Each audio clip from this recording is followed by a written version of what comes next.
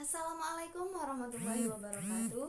Hai, perkenalkan nama saya Rosa Salsabila, absen 21 dari kelas 11 MIPA 5 SMA Negeri 1 Situbondo. Kali ini saya akan membahas tentang salah satu kasus atau masalah yang berkaitan dengan ancaman terhadap integrasi bangsa, yaitu konflik Aceh yang mengancam integrasi bangsa. Simak video berikut ini ya. Gerakan Aceh Merdeka atau yang biasa disebut dengan GAM merupakan organisasi separatisme yang telah berdiri di Aceh sejak tahun 1976. Pada awalnya, GAM adalah sebuah organisasi yang diproklamirkan secara terbatas. Deklarasi GAM yang dikumandangkan oleh Hasan Tiro dilakukan secara diam-diam di sebuah kamp kedua yang bertempat di Bukit Cokan, pedalaman Kecamatan Tiro, Pidi. Pada awalnya, gerakan ini terdiri dari sekelompok intelektual yang merasa kecewa atas model pembangunan di Aceh. Sebab lain terjadinya gerakan separatisme GAM di Aceh diperkuat oleh dukungan yang datang dari para tokoh Darul Islam di Aceh yang belum diselesaikan secara tuntas di era Orde Lama. Tokoh-tokoh Darul Islam yang gagal melakukan pemberontakan di Aceh merasa bahwa dukungan mereka kepada GAM akan dapat membantu Aceh memperoleh kemerdekaannya sendiri. Munculnya kelompok GAM ditanggapi oleh pemerintahan Orde Baru dengan cara yang represif. Di masa Orde Baru tidak ada toleransi bagi kaum yang memberontak, yang dapat menyebabkan instabilitas politik. Hampir tidak ada kebijakan Orba yang mencoba untuk mengintegrasikan pihak-pihak yang memberontak, bahkan terhadap keluarga mereka sekalipun.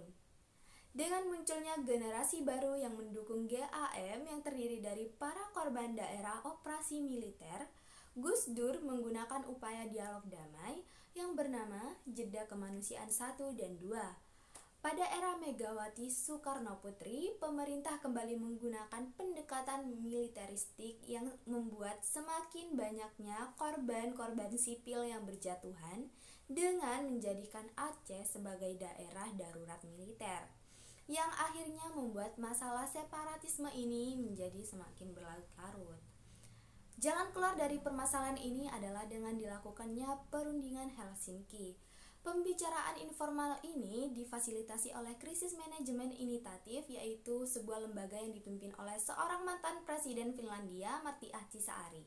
Yusuf Kala menamakan jalur yang dilakukan saat ini sebagai sebuah pendekatan baru, karena Kala mempunyai supervisi yang konsisten dan terus-menerus untuk menyelesaikan konflik Aceh dengan jalur perdamaian. Langkah pertama untuk dapat mendekati jalur perdamaian adalah dengan mempertemukan kedua belah pihak yang bersengketa. Rasa kepercayaan inilah yang cukup sulit diperoleh sehingga membuat putaran pertama pertemuan informal ini menjadi gagal. Karena itu diperlukannya pihak ketiga yang dapat dipercaya oleh kedua belah pihak sebagai penengah. Kedua, karena Martti Ahtisaari memiliki kesepahaman dengan pihak Republik Indonesia bahwa dalam menyelesaikan konflik di Aceh, konsep yang mungkin digunakan adalah konsep otonomi khusus. Ketiga, karena reputasi Martti sebagai mantan presiden yang terbilang sangat baik. Dan yang keempat adalah karena keberadaan pihak GAM yang ada di Swedia diharapkan dapat ditemui dan dilobi oleh Martti sehingga adanya kepercayaan pihak GAM terhadap negosiator. Pada putaran pertama dan kedua memberikan hasil yang tidak memuaskan karena keadaan dua pihak menjadi kritis, khususnya pada putaran kedua karena terjadi deadlock atau tidak adanya titik temu karena posisi kedua belah pihak yang berbeda. Perundingan Helsinki sangat berbeda dengan perundingan RIGAM yang pernah terjadi sebelumnya. Nah, selanjutnya adalah menjawab beberapa pertanyaan yang telah diberikan. Yang pertama, mengapa peristiwa tersebut mengancam integrasi bangsa? Jawabannya ialah peristiwa tersebut dapat mengancam integrasi bangsa karena Gerakan Aceh Merdeka atau GAM ingin agar Aceh dapat lepas dari Negara Kesatuan Republik Indonesia dan membuat negara kesatuan sendiri dengan nama Nangroe Aceh Darussalam. Yang kedua, apa yang menjadi penyebab peristiwa tersebut terjadi? Nah, peristiwa tersebut terjadi karena disebabkan oleh beberapa hal, yaitu yang pertama, kelompok intelektual yang merasa kecewa atas model pembangunan di Aceh. Hal ini terkait dengan penyelenggaraan pemerintahan di bawah orang-orang Jawa. Kelompok intelektual ini berasumsi bahwa telah terjadi kolonialisasi Jawa atas masyarakat dan kekayaan alam di Aceh.